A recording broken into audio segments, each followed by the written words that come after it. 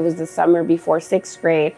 And I remember going to the restroom and I look at like my underwear and I see the blood. It was like very bold and red, and being so afraid, like any little girl, I yelled to my mom, I'm bleeding. Like, it baffles me now as an adult that was the first time that blood, right, was coming to a conversation with my mother. And it really wasn't a conversation. All she said was, it's fine, put a sock, and like, we will figure it out in the morning. Now, reflecting back, and just like I've spoken to you, wow, like what an eye-opening experience for me, even now, knowing that, my first experience with my period was like a f***ing sock. Period poverty is definitely a sort of complex issue within sort of the umbrella of poverty. It's something that affects a lot of people. Sometimes people think it's something that only affects people in developing nations, but it's certainly something that actually affects people across pretty well the globe. Period poverty is not having access to facilitations that provide proper hygiene and not being able to either afford or have menstrual products with you. I went to a reproductive health workshop, and that's when I was first introduced to the concept of period poverty. Within that workshop, I learned that I myself had gone to period poverty at a younger age, coming from a low income and immigrant background. I noticed how sometimes my family and I didn't have the means to afford these products, and we would use alternatives. The products that I've definitely seen people commonly and frequently use as alternatives have been clothing racks that they reuse multiple times, newspaper, toilet paper, and I've even witnessed people use garbage bags. One time, I think at church, it came and I wasn't prepared. So I used like a plastic bag I had found. Like, I just wanted to like cover and not have the blood go through my pants. So if you don't have clean materials, you could end up using products that should be thrown away. They could cause you to sweat or develop irritation in the genital area, causing things like UTIs, yeast infections, toxic shock syndrome. Toxic shock syndrome is a rare reaction to a blood-borne pathogen, usually staph. It's a staph bacteria that gets into the bloodstream. It can cause a precipitous drop in blood pressure, seizures, and potentially death. Leaving in a tampon for more than several hours is not recommended because you could forget about it and then it could lead to an infection and to toxic shock syndrome in a small proportion of people who use these. I actually still use pads now, but I use, very natural cotton pads. They cost me more money, and that's another discussion we need to have, is like how expensive these products are and how we get taxed on them, and, like how unaccessible they really, truly are.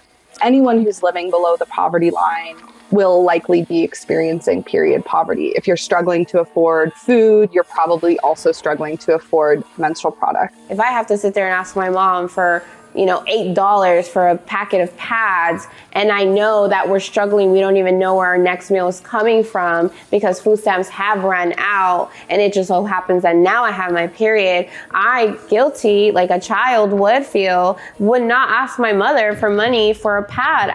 Definitely a lot of these menstrual product companies should have prices that are accessible to many people because they are just as basic as using toilet paper every day. It is ridiculous to me that I walk into Target right now and I'm gonna find nothing under $5. Nothing, there's nothing under it. Companies ideally would make products more affordable so that people can access them easier, yes.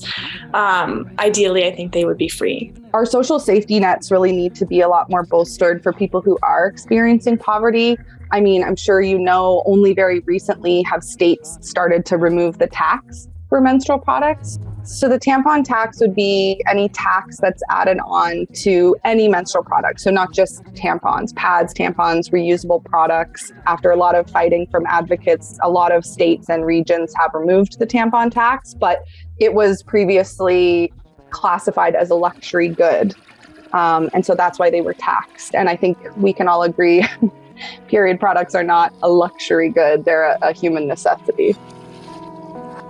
So I think I would definitely get more menstruators or anyone who's passionate about advocating for menstrual health and to end period poverty by being able to educate them first. I think education is such a vital thing. Coming from an at-risk community in Hollywood, where most of the kids are on the poverty line or below, these are not the conversations we are having. It's really concerning the lack of education that comes with the stigma there is to menstruation and periods, especially within the educational system and also even within households and families. I know for many communities and many cultures, it's still tabooed. Before my mom or I became educated, I remember she would tell me, like, be discreet about it. Don't let your brother see your pad. Go take the trash outside because nobody can be seeing this inside. Growing up with that stigma that I face also really inspired me to fight back. Talking about periods is a big thing, right? Like just talking about them with everybody, but especially people that you don't think want to talk about them. So people, I always say the people that are most resistant are arguably like who we should talk about them with the most. Period has so much power in it and positive power. I think that if we just were to get rid of that stigma in our culture, it would not only would it like heal so much trauma, but it would bring us together like woman to woman. Generational trauma has been a cycle that keeps repeating itself, where so many families continue the period stigma, the period shame onto menstruators and their families. And so I think it's a very big issue, but I think as we move forward, I definitely see a change in our generation and the younger generations. And it's really empowering to see how they want to learn, they want to break that stigma. And it's such a beautiful thing because collectively we can break this generational trauma. Bringing that into a table talk definitely changes so many things, from education to accessibility and to even recognizing the privilege you have as being someone who may be able to afford these products, or also noticing that, hey, I might be experiencing period poverty. When you ask me about period poverty, honestly, the first thing that comes to mind, the first thought that comes to mind is I didn't even realize I had it. You know, I didn't realize that I went through that. That's crazy to me that I had a sock be the thing that held my period the first time, you know?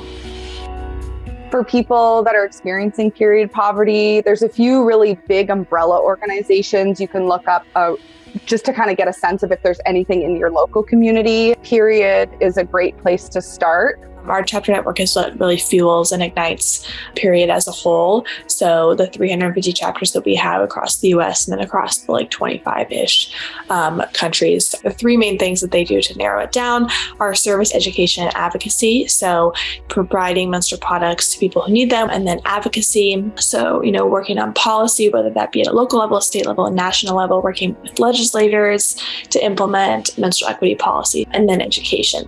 And then if you are living in a state that still has a tampon tax, there's lots of awesome advocacy groups working to end that tax. And I think that's a really great way to get involved as well. For the youth and other people who want to get involved, but maybe aren't sure what their next step should be, and if you don't see anything like I did, start your own thing. I think definitely it's scary at first to start your own thing because you're scared of, will it succeed? Will I even get support? But I think definitely go for it, because at the end of the day, you're doing something to service your community. And within that, so many other passionate advocates will join you in the movement and will want to be part of this change. Advocate, ask for help, and go act. Even going to protests, going to workshops, and going to other events are definitely a big step to, taking action for menstrual health equity and to end period poverty.